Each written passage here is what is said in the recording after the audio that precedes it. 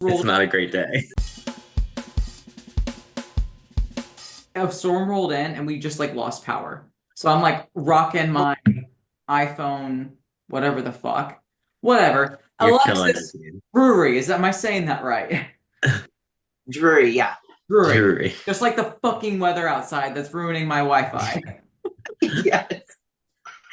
Um, so I started in pageants in college. I got into like the Miss USA system. So I did Miss Virginia a couple times. I was always like top 15. But my last pageant was in 2018. And I just realized like I was too muscular. I was constantly running to try to get my legs down. I was vegan for like 8 weeks at one point to try to not gain muscle. Um, and then I'm 5'2". So like the winners of that, they want walking like fashion runway shows. And I'm not tall enough for that. So I realized that I didn't have the body type for it. But I loved performing. I loved being on stage and I loved working out. So everyone around me at the time was competing. So I talked to my coach then was also one of our really good friends. So I was in his ear constantly asking him a ton of questions and then started with him in January of 2019. Wellness didn't exist then. So I started in bikini. My lower body was a little too muscular for that still. So I was still like running 5 miles a day fasted. Um, and both the shows I did that season, they were like, you should try wellness next year. And I was like, I'd been trying to be tiny basically forever. So I was like, I'm not wellness, I'm bikini, I'm going to stay tiny. And then 2020, as everyone who competed during that era did the whole like, I was going to do Junior USA in April or in May. So I started prep in January and prepped basically the entire year until shows came back. Yep, me too. Same, Yeah. same. Every year, like, ended up taking the year off, or you just prepped the whole year hoping that something would happen. Exactly. It was a fun Like, time. yeah. I did my last regional show was the Julie Palmer in Ohio. Oh, And I was no kidding. Dayton. That's actually where I'm from. Yeah, so that's kind of what made me switch to wellness because I did bikini that show. Everyone backstage was constantly like, if you're switching over, don't go out into the crowd. You need to stay back here. And I was like dumbfounded on why everyone was saying that. And then I was second call out at a regional show in bikini that never happened to me. And I was like, I thought I was just overlooked or like the judges did call outs backwards like they do in pros for the confirmation. Like I was like, something's not right. And then they had an intermission, and one of the judges came over and was like, "You look fantastic, but bikini's not it. Like you can't do bikini." So now I was like, my feelings were hurt.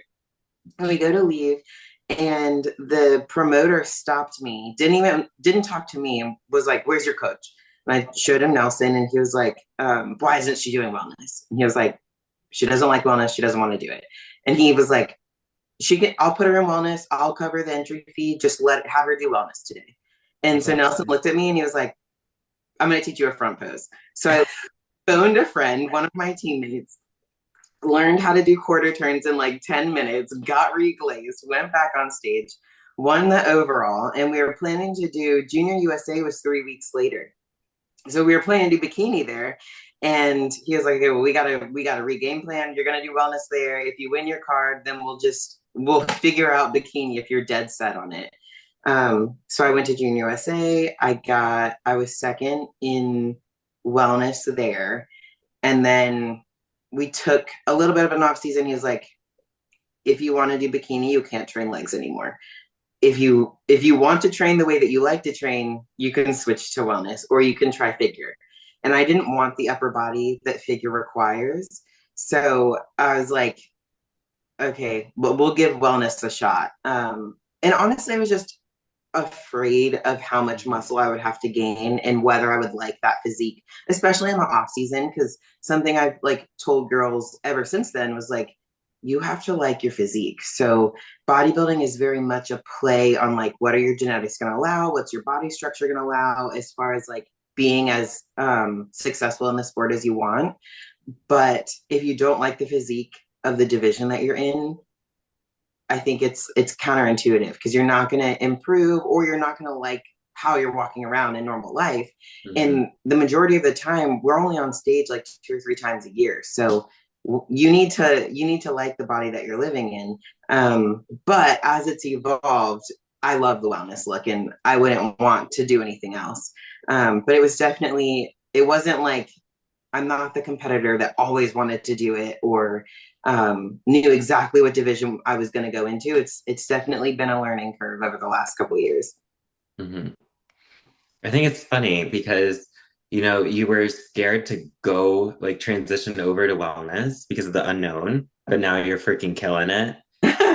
And you have to like pull out certain body parts so you can compete Yeah, well, which is, we'll get into that because I saw your post about how you're not training any quads right now, right?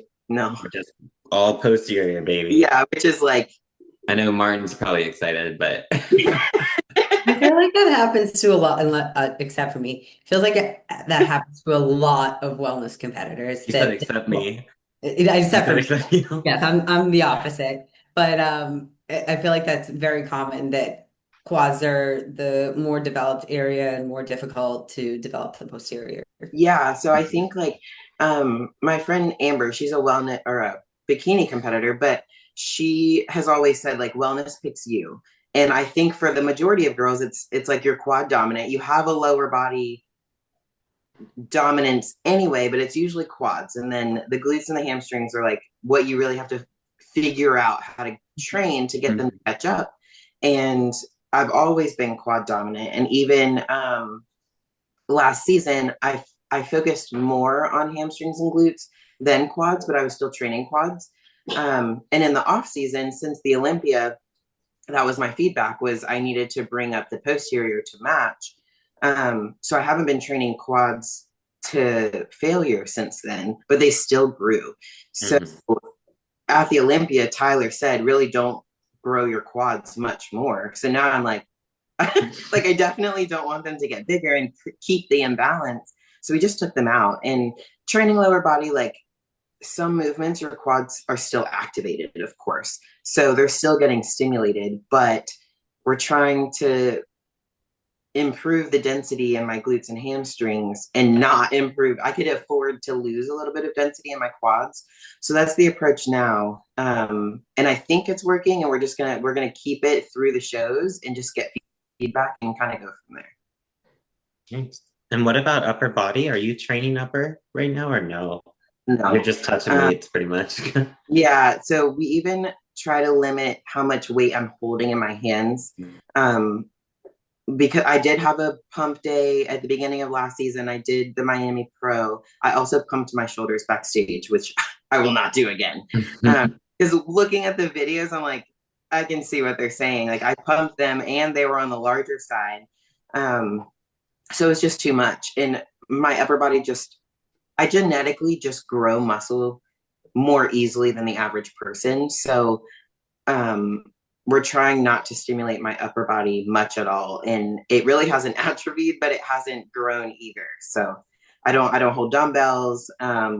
There's one movement I do RDLs on a row machine, Mhm. but that's the only weight that I'm holding like below me. Yeah. I think that's a great point because like obviously both like Meg and then Alexis are IFBB pros, and then like Laura and I are still hanging out in like the amateur soup. But it's like when you get to a higher level, like your training needs to be dialed in at such an extreme intensity. So you are respecting the division that you want to be. And obviously Meg's had a huge like life shift because she went from wellness into WPD and now she gets to train the way she wants to train with her upper body, at least for now. But Mhm. it's like when you are still in the amateur division listening to this, you have to understand that, like, yes, you want to respect the division that you're training for, but chances are, unless you're like a genetic freak where, like, Alexis, you like touch a dumbbell and your upper body blows up, so you have to like alter your training. It's like you still need hard, effective training, which is also going to mean you need time as well Yeah.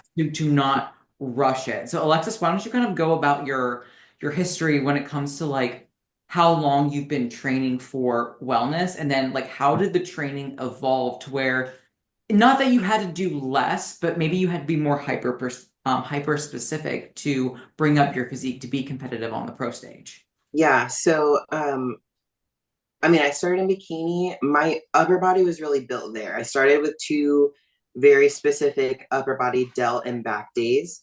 Um, and I did that for about a year and then took one away and was only training once a week. When I did switch to wellness, initially it was really just train lower body as hard as you can. Like you just said, I was still an amateur. I needed to grow everything. So, like all of the main compound movements, pushing my weight, pushing my intensity as hard as I could, as much as I could recover from it.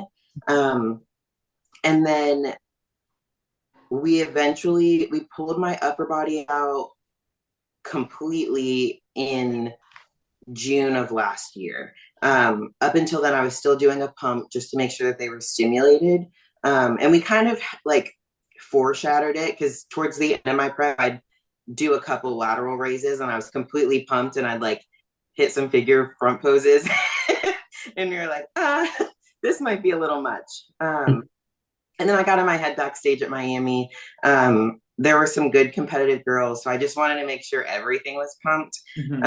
And that was every show's a learning curve. You get feedback and you tweak. And it was from there, we are like, don't do anything with the upper, like just relax. It's completely fine.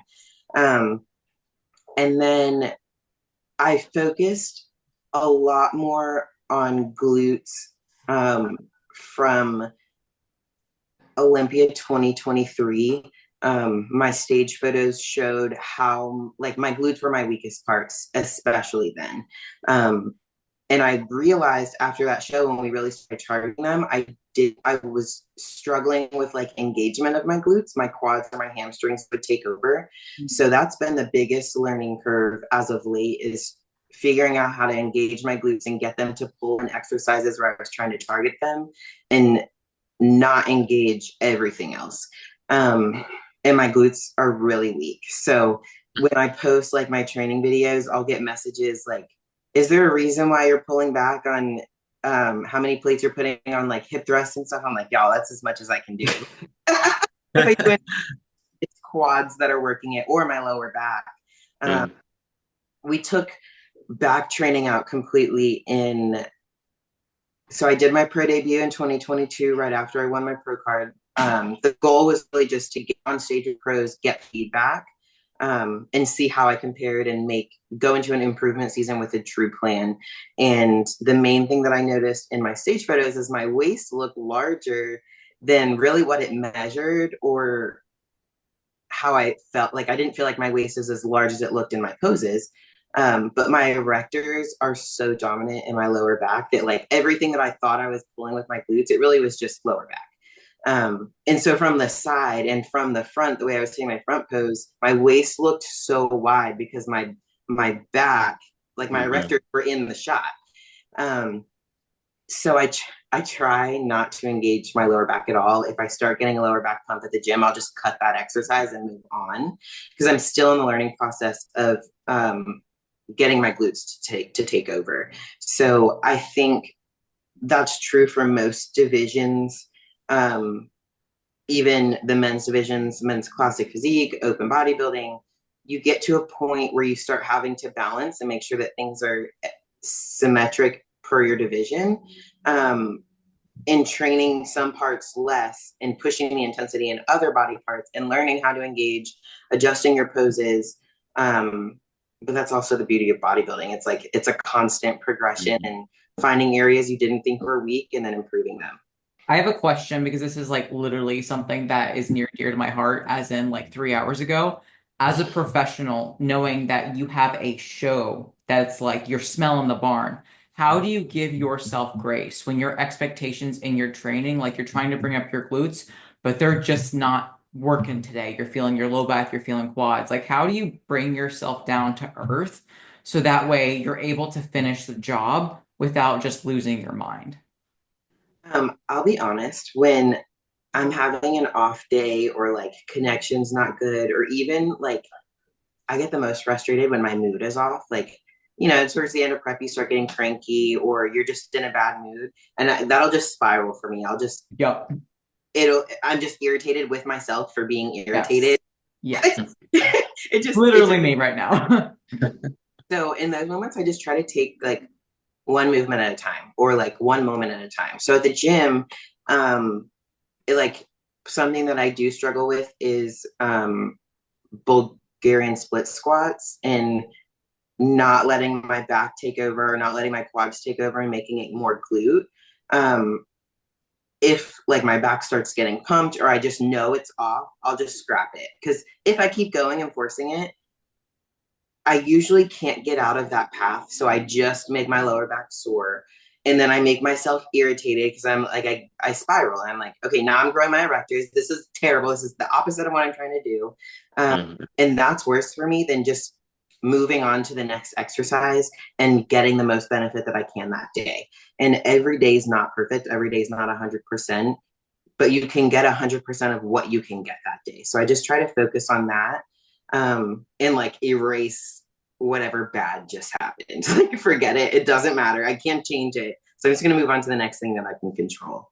Dude, I need to That's Alexis at the gym like 3 hours. I know. It was just like fuck this. Like I'm not ever mad at bodybuilding, but I'm like fuck bodybuilding. It's like I'm mad at myself because it's like your expectations of like especially if you're working through imbalances due to prior injuries. It's like getting like the most simple thing, like especially your glutes. And I feel like while glute training can be overcomplicated to some extent because it's like a buzzword on socials, it is something that is also complex due to just the nature of the hips and due to the fact that we sit all day long and that some of us are quad dominant or hamstring dominant and the glutes just are like pew. But it's something where it's like as a professional, also hearing that like you struggle, it's not that I want you to struggle, but it's nice to know that I'm not isolated because I feel like a lot of us are like this is the like I'm the only person that experiences this because not enough people really speak out about the hard days, right? It's more just like, oh, today's a good day, my ass looks great, here's a photo on Instagram versus like the reality is a lot of us are probably more frustrated in the gym and maybe even are crying either at the gym or at home more often than we realize. So I really appreciate you taking time to kind of like walk us through how you navigate that. So for people like us, or anyone listening can be like, hey, listen, even the professionals, like they have their days too. Yeah, Yeah. absolutely. Like, I know that it can be like if you see someone who you see as more successful in something that your goals are, or they're just ahead of you in the timeline and you look up to them, it can be like almost like glorifying. Like you think they're perfect and you want to mimic everything that they're doing. But I do agree that it's important to point out like the downfalls and like everyone's a person. They just might have gotten into it quicker or they just responded faster. Like they're just further along in their journey. But if you don't have areas that you're struggling in, then you don't have areas that you can improve in. And then where do you go? So like that's also the fun part of it, even as frustrating as it can be. It's also like, yes, but if I can master this, if I can figure it out, I'm gonna be that much better. Right. Mm. Yeah. That came perfect timing for Yep. my lower body today. Because, I'm gonna have to take it literally exercise by exercise and probably just start from scratch and just see what feels good on my Yeah, feet. and I mean honestly at this point, I don't have a structure. This is exactly what I do this day. Especially training glutes and hams every like I train every other day and I alternate which one I'm training, but that's all I'm training right now. So Mhm. if I did the same exercises every hamstring day and same on every glute day, it would get so boring. So I think that's also probably what helps if an exercise isn't clicking, I just scrap it and go find something new. But it's also helped me like I don't go into the gym with a plan and then I'm kind of like I've got Mhm. 5 exercises I have to get through and everyone has to be perfect. I'm just like, okay, I'm gonna do adductors right now. I get through them, I push to failure, and then I'm like, okay, well, I'm done here. What's the next thing that I'm going to do? And I usually do about 4 or 5 exercises, and then I'm trashed and I pose and I go. Love I that. like that approach, especially when you're navigating injuries too, and Yeah, just, finding ways to go about it. yeah. And I think, of course, like if you're brand new, you probably do need structure and kind of Yeah. find your failure and find what exercises work and don't work. But like until recently, where I found that row machine to where I'm completely stabilized and I don't have to use my erectors and holding dumbbells and finding balance and all of that, I just didn't do RDLs Yeah. because it wasn't beneficial for what I was trying to train. And I think people get so hung up in like, I have to do Have to do it. XYZ, and like taller wellness girls, a lot of them don't barbell squat because taller means further to go, and it's usually just a less beneficial movement. There's a whole lot more involved to keep the balance and get the engagement that you want, so they just don't do it. So I think that's important to point out too. Like, not every person's program is what you should be doing. Everyone wants to know what's this pros split, and I'm like, it's so pointless. if you're not, well, you probably don't need it. Like, if you Yeah.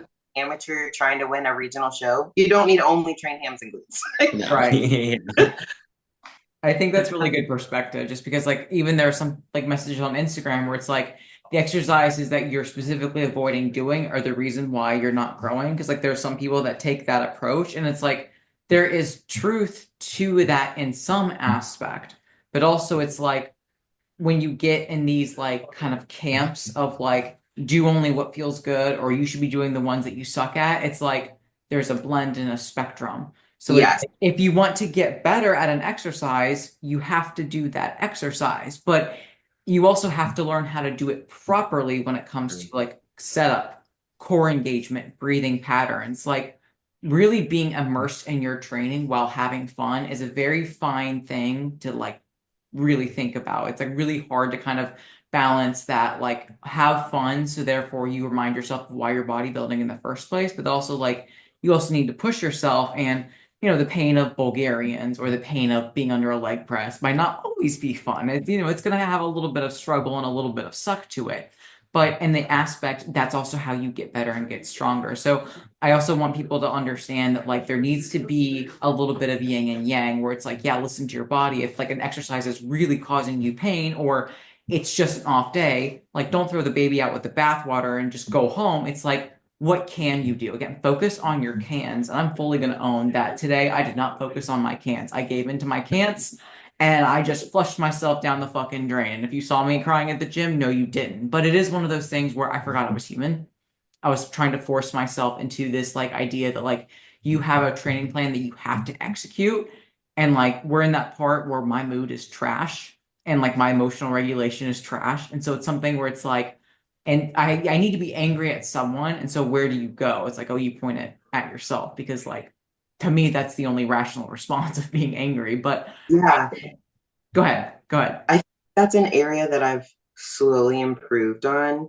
And I have a lot of grace for those who get into that spiral and just are grouchy.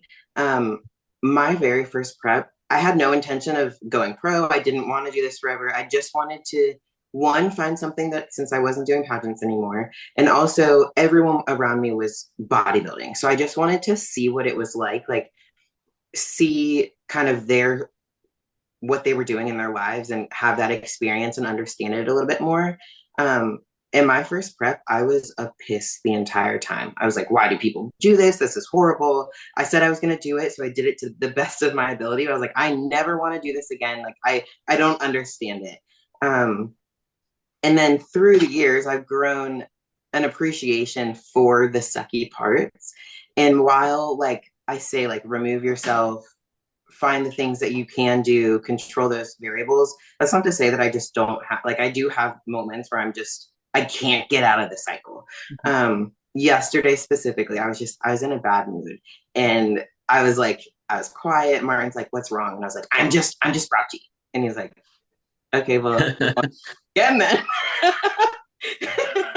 And then I'm like, I'm like irritated that I'm grouchy, and I went and just laid on the bed for a little bit because I was like, I don't want to be this way, and I can't change my mood. So I'm just going to exist. Like, I'm doing nothing. I wish I was being more productive. I can't. So I'm just going to lay here. I didn't have the energy to do the dishes. I was irritated. The house was messy, but I also couldn't do anything to fix it. So I'm like, I'm just going to like do absolutely zero. And eventually I get out of the cycle, and then I can like regroup and be in a better headspace.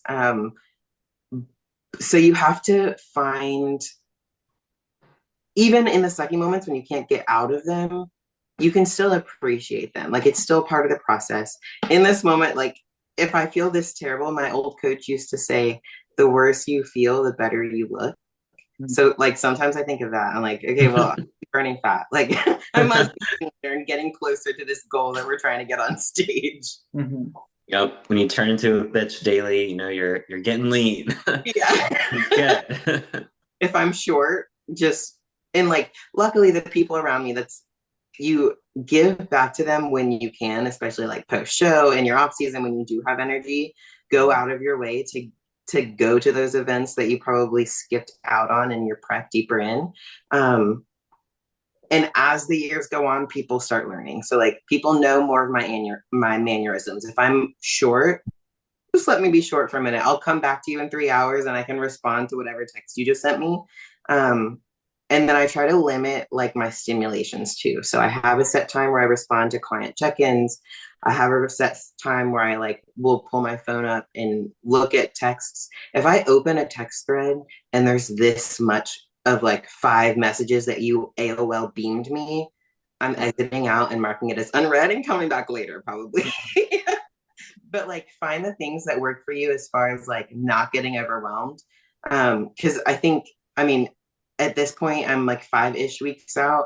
I can only do one thing at a time. And if I start trying to multitask, none of them gets done, or I start messing things up. And that just perpetuates the bad mood. Yep. Mm-hmm. Damn, I needed this podcast like 4 weeks ago, not gonna lie. I was literally just thinking that, especially the messages from clients and other people. I can't tell you how many times lately I've like thrown my phone and been like, I can't do this right now. Dude, Yeah. one of those Or things even that's so sometimes where I'm like, overwhelming. I can't believe this email that I just got. And I'll like word vomit to Martin. And he's like, Yes. he'll like ground me. Like, okay, you Mm-hmm. bet. Or I think it's just the way that you're looking at it. Like, it's not a silly question. And I'm like, okay, well, I'm going to respond to it in an hour. My current brain is just thinks this is dumb. And then you come back to it and you're like, okay, I You was just just, gotta break it down. I was Yeah. just having a moment. Yeah. This is a me moment. Literally. No, I think the one day at a time, one thing at a time, like that is such a slept on, what is it, adage, proverb, whatever the fuck. And it's like, how many times have we said that to people that we love, that we see them overwhelmed and spiraling, but to ourselves, like that just Yeah. goes out of our brain, and we're just like, no, you need to be everything for everyone all the fucking time. And it's like, when you can't give to yourself and be on for yourself, especially because the people that really love bodybuilding usually really love training, and training is something that we get to do to challenge ourselves, love on ourselves, whatever. But when that is like taken from us, it's like, what the fuck do we have besides, 2 more hours of cardio? It's like that can be Yeah. so defeating. Yeah. And sometimes for me, I'll like, especially lately. So like, I started competing in 2019. So we're going into like, what, 6 years now. And sometimes I'll get frustrated because I'm like, I used to be able to do all these things at the same time, Mhm. even at this point in prep. So like, I'll get frustrated where I'm like, I know I have been capable of it before, but there's also evolution as people. So like, I'm older now. I also have different life experience. So I'm like, some things will just take more effort, or I process things differently now. So the way that I go about doing things has to be different at this point. So I try to remind myself of that too. We talked about it last night where I'm like, I could used to be able to do XYZ, and like I lived in, and he's like, yeah, but you were living in like fight or flight then. Like, you didn't really have a choice, and you had to get all the things done, but it also suffered in the outcomes of things. So like, now you want to be better in your outcomes, you have to do them differently. And I think it that conversation helped me a lot last night. Yeah. Damn. Yeah. Because you used to be a night shift nurse, right? Yeah. Yeah. Yeah, So totally different lifestyle for sure. for sure. Yeah. And just like running on 3 or 4 hours of sleep, sometimes, especially coming off of night shift, I would not sleep that day where I was coming off of my shifts. So then I'd be up for 36 hours. And like, that's not feasible for your whole life or like the Mhm. long term. So obviously now, and I found it last year once I stepped away from bedside nursing, and I'm really just bodybuilding and posing clients and prep and lifestyle clients at this point. So I can go to sleep at 10 o'clock at night and wake up at 7 in the morning and get my full amount of sleep. Um, and my progress has shown in abundance. Like last year, my preps were smoother, my growth was better, just everything was better. But with that, like I might only have 17 hours in the day rather than like I would maximize the 24 and sleep Mhm. an hour sometimes. So like you have to adjust how Yeah. you do things. Yeah, I think that's Gosh, like a that's really good thing is like context when it comes to like who are you inside the sport of bodybuilding and who are you outside the sport? Because I feel like a lot of the times like we'll look up to like the big top professional athletes as like on a pedestal because it's like we're inspired by you guys. We're like, oh my gosh, like look how beautiful their muscles are, their personality. It's like you get elevated to this pedestal and at the end of the day, you're also human beings. And some top level professionals do have, and when I say easier, I don't mean like you don't have your own struggles, but like thinking when you're a night shift ER nurse versus now, it's like that was a fucking stressful time in your life. And of course, your body adapted. Some of us that are doing maybe other things, like that maybe they are still an ER nurse, or maybe they're an ER nurse and a mom, or it's like they have other areas that are like tapping into their recovery. And I feel like a lot of the time as bodybuilders, we're just like, oh, recovery for muscles, but no, not just muscles, your mind, Mhm. your Yeah. body, your soul. Recovery is 360. It's from not only your physical, but also your mental and your spiritual and like financial too. It's like when it comes to that recovery, like those resource depletions happen, right? And it is something that you need to be aware of so that way you adjust your expectations to the context. And that is like easier said than done. And is something that like all of us are working through and need to continue to work through when it comes to our what we think should be happening in our brain, the idealist or the perfectionism in most cases, versus where am I meeting myself at right now in my reality, in this body, in this second? What can I do right now that helps me to be a better bodybuilder, a better athlete, if in another sport, or a better wife, a better dog mom, like whatever like your hats are that you identify personality wise. It's like taking a step back and be like, how can I be better and how can I be better to myself? Because I feel like most of us out here, the only thing that we really know for the most part, because we're usually in that fight or flight response, is what keeps us alive is jamming our heads against the fucking wall, right? Over and over again. And why isn't it working? Why isn't it working? Why am I not feeling better? Versus like what Alexis was saying earlier about like just kind of accepting that that you're grouchy, you're in a bad day. You just need to surrender sometimes. Mhm. Just be like just surrender. If you're in a bitch mood, be in a bitch mood. Like feel and process. Don't be like putting a timeline on it, being like, if I'm not better in 5 minutes, like no, just like be angry. Be Yeah. angry. If you need to scream, like don't hurt anyone and don't hurt yourself. But if you need to scream, scream, right? Process and deal with it. And then take a step back and be like, okay, I felt what I needed to feel. Now what can I do? Because I feel like a lot of the times we're so focused on saying like yes and no that we end up saying no to feeling hard emotions because it's so fucking uncomfortable. And we say yes to activities that help us to avoid versus saying yes to feeling the emotion and then also yes to now how do I move on from this? Right. And thinking more logically versus emotion Yes. based. Mhm. Yeah. Absolutely. And I know we've talked about it before about having like hobbies and passions outside of bodybuilding, but even during prep, I think that's very important because when you get in those moods, we typically just want to mask our feelings with, oh, I'll just go do my cardio, I'll go pose, I'll go training or something, but you're not really dealing with what's inside your head. So if you have other hobbies, even if it's just talking to your significant other over coffee or something, like I don't know, reading a book, knitting a fucking sweater. Like, like these things kind of ground us and keep us sane. And I think more people think that if they have a hobby outside of bodybuilding, that they're not serious about bodybuilding or prep. And that's not the case Yeah. because, And like I do think like some areas are gonna take a hit, obviously. Mhm. That's what like to me, that's what the word like sacrifice sacrifice that people throw around so willy-nilly. Mhm. It's like there are some areas that you might not have the mental capacity to deal with until after, but then you have to prioritize after your show when you are starting to gain energy back. You have to deal with them. And that's like, it might be something that you're pushing off, like a task that you'll deal with later, or like something overwhelming emotionally that you just can't fathom right now. But I mean, you have to eventually. I've learned that the hard way sometimes. I prepped through my grandma's passing. She was like my mom. She raised me and did really well at my shows. And then post show, I was like, I'm getting ready for the Olympia. I'm going to nail it. And like face planted, you know, and like was forced to deal with things. And like, of course, I survived it, got through it, but like, you can do it in a more ideal manner than that if you make some sort of a plan and like, no, it's going to be uncomfortable when you do have to address XYZ. But at least for me, if it's scheduled and it's planned, at least I know it's coming. And like, I can make a plan to handle however I need to.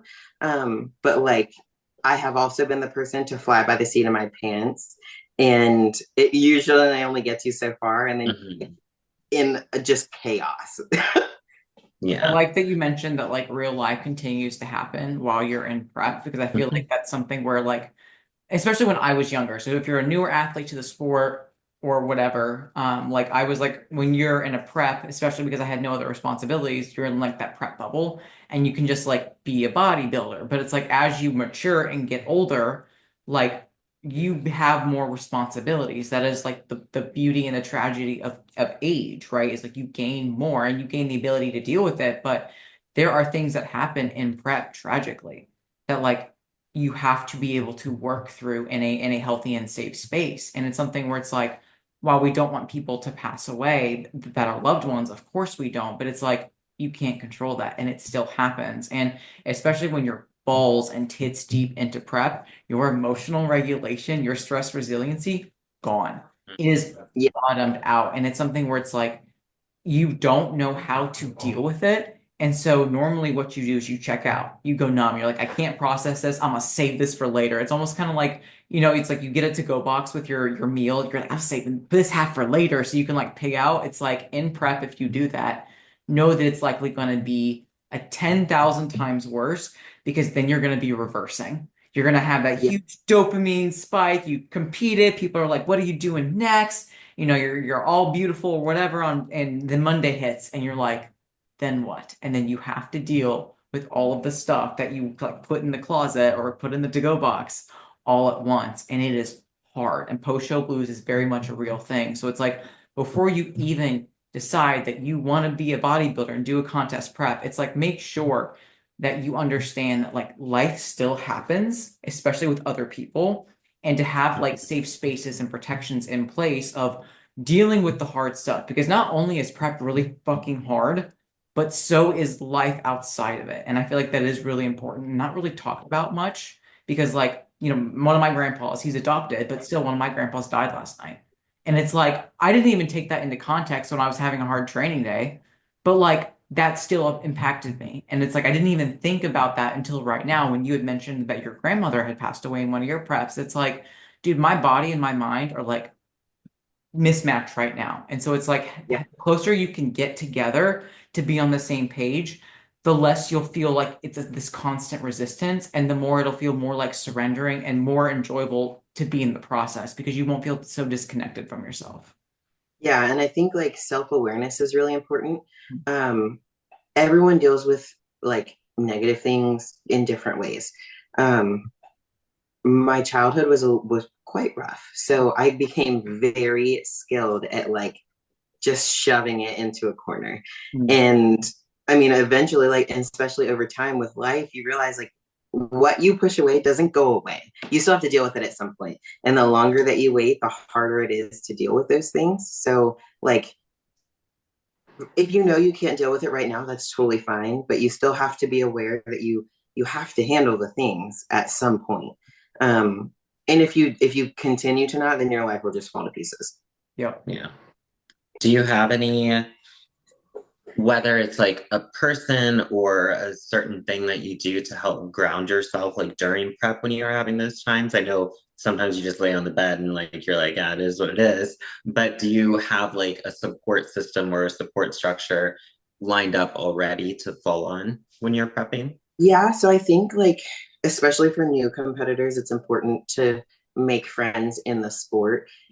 A lot of people get into this and nobody around them does it. So Yeah. to expect your mom or your boyfriend who doesn't compete to like understand what's going on is unrealistic and not fair to them because they don't know. So like my good friend Amber, we connected both during our first preps. So she was at my first show, messaged me, like came into my DMs, and then we became friends. And I drove 2 hours to get my hair cut by her, and our husbands thought that we were freaking insane because who does that? But like she's my closest bodybuilding friend now. So like when I'm having moments, Martin will be like the straight up just realist, like, okay, well you can do this or you can do this. Like these are your options. But That's she, how Will is. And I'm like, that's not what I need right now. yeah, I she's need gonna like love. Must be a guy thing because I get that too. and I'll be that way also, especially if I don't have the mindset to like entertain a rant session. Mhm. But like I can just like blow her up with a short little novel in text, and then she'll come back and be like, that's fine. Like you're validated, but Yeah. you still got to do the things. Or Mhm. if I just need a pep talk, she'll give me a pep talk. Mhm. Um, so I think the bodybuilding community is very underrated when it comes to that because we do something that's so unique. Mhm. Not everyone can understand it. And even other people who do other extreme sports can't understand what we're doing. Nobody diets to an extreme as the point of the sport to get on stage and then be denied because you just didn't peak well. Like, Right. It's so fucked when you think about it. God. Right. No, that's something that is so important. And like I even had like when I was in the middle of my training session and like I texted like three people that I knew had space for handling me right now. And that's also important to acknowledge self-awareness because like as much as I know Laura's there for me and she's like one of my close friends, I also know that she's about to compete on Saturday and she needs to focus on herself right now. And my emotional garbage can wait until she is done. I didn't reach out to Megs today because I know she's going through some shit too. And I want her to be able to take care of herself. And I made the decision for her, granted, that I didn't want to just my shit to her, even if she had good insight, because I just wanted to protect her because I know she's struggling too. So three people that I knew had like my bullshit like ready on a plate so that way they could eat and help me. It's like they gave all their responses and every single response was the fucking same in terms of you are not any less. Like it was so loving and encouraging because it's like I don't need someone to be tough on me in a way that's beating my head against a wall. I do that plenty, right? I do that plenty, but it's like I need someone that when I'm just like fucking off in outer space, that someone like pulls me down, being like, "Hey, you need to fucking chill." Like, think you're thinking about this all wrong because you're right. That's the point. Is you're thinking about this so wrong because you're focusing on your can'ts or whatever the fuck else, and you're not focusing on like what you can do, and also acknowledging that everyone has problems. And while maybe that's not helpful to fix your problem, they say that because they're reminding you that you're all people and you're not alone, Mhm. right? We all have very similar problems. Some of us the same problems, sometimes at the same time. So it's like making sure that you love on yourself and love on your people as bodybuilders, so that way you guys like continue to do right by yourselves and also the sport. And we have like a different tune in terms of like being a dumb bodybuilder versus like being a great person who likes to bodybuild as well because like I feel like yeah, sometimes the sport gets trashed for a lot of shit where it causes eating disorders or yada yada yada yada. But it's like the sport's just a sport. And no offense, but I don't hear like people shitting on tennis being like, oh, tennis fucked me up. Like maybe it give you tennis elbow, but like bodybuilding and or any other sport didn't do anything to you. Like you pay to play, so there needs to be self-awareness and ownership. But that doesn't mean that you just take that and turn it into self-abuse just because that's what you know best. So it's like yeah, grounding yourself a little bit there. yeah. I think there's a balance within all of it. Um, like some of your hard moments, they're just hard moments, and you just gotta like get through the moment. And then like you don't need to vent every single thing to your people, but there are like that's what your people are there for too, is to help support you up. Mhm. Yeah. I love that you said that, Ash, about like, you do need to be self-aware sometimes because some things are we self-inflict. My injury, I definitely caused it. I continued to train even when I was in pain. I didn't know I herniated two discs. I couldn't see. I don't have X-ray vision, but like it is what it is. And Will is very hard-headed when he gives me love about it because he's very tough, he's very direct, because he's just like, that blue collar construction worker who's just like this. And I'm just like, I just need love. I just need like cuddles. Like, I don't need to know that I did this. Like, I know I did this. Yeah. Like, so God. Oh, but I love that. Yeah, I love leaning on your people, but knowing when to do that, Mhm. knowing when to give them space too. I love that. Absolutely. And like one final thought before we kind of conclude with our gratitudes and fun questions. It's like when you're in prep, especially like during like the closing in, it is so easy because you're emotionally just a fucking mess. And like I said, your stress resiliency is gone to withdraw and to isolate. And that makes it so much fucking harder on yourself. Mm. As when you're left alone in the dark with yourself and you're already not being good to yourself, dude, your biggest joy and dream of being a bodybuilder turns into your worst fucking nightmare. It really does because you are your own enemy at that point. So it's like Yeah. make in time and intention to have friend phone calls, right? It's like I withdrew from a lot of my friends for a really hard few weeks. And I was like, I don't like this. So then it's like I intentionally was like, I need love right now. I need support because like I'm going through some stuff at my own expense and I acknowledge that. But the only way that I can self-correct it is knowing that I have a community and love by my side. So can we please have like a weekly phone call or I'll rotate through people. It's like I talk to Ash, I talk to Julia. Like once Laura's done with prep, I want to, have a weekly catch up with her. I want to talk to Meg because it's like these are my girlfriends who all get it and all have words of wisdom to bless and bestow upon me that I need to hear. And I may not like it, but they're saying it because they love me and they also love themselves in the sport. So it's like, again, helping that perspective and that perception to change and also being open enough to receive it, even if you don't like it, because chances Yeah. are it's what you need to hear in the first place. Yeah, because if you have good friends, they're not just only going to tell you what you want to hear, but what Mhm. you need to hear. And if you don't reach out to them if you're not ready to listen to whatever it is. Yeah. Yeah, that's what I have to learn too. It's because Will tell me things that I should hear, but I don't want to hear in the moment. I'll circle back to it and be like, okay, yeah, you're right. But But right I'll come now, back to you. yeah, just right now, shut up.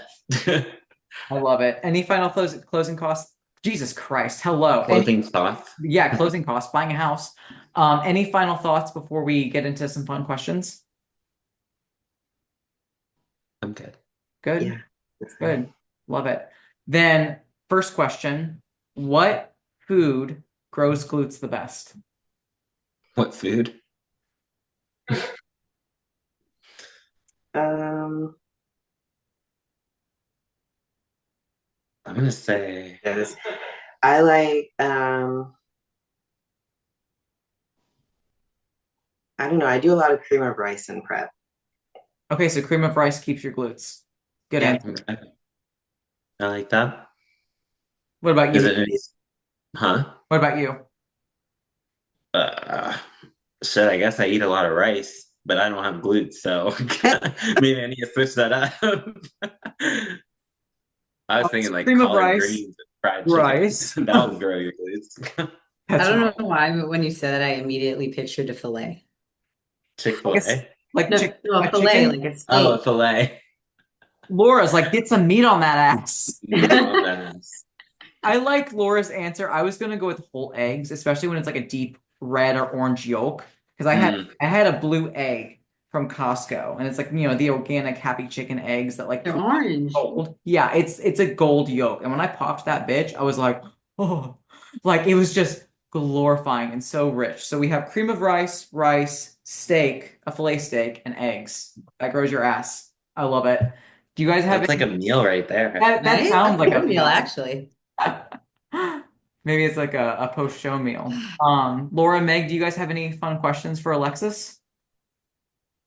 I guess what is one word that you would use to describe competition prep? At least this competition prep. That's a great question. I know. Um,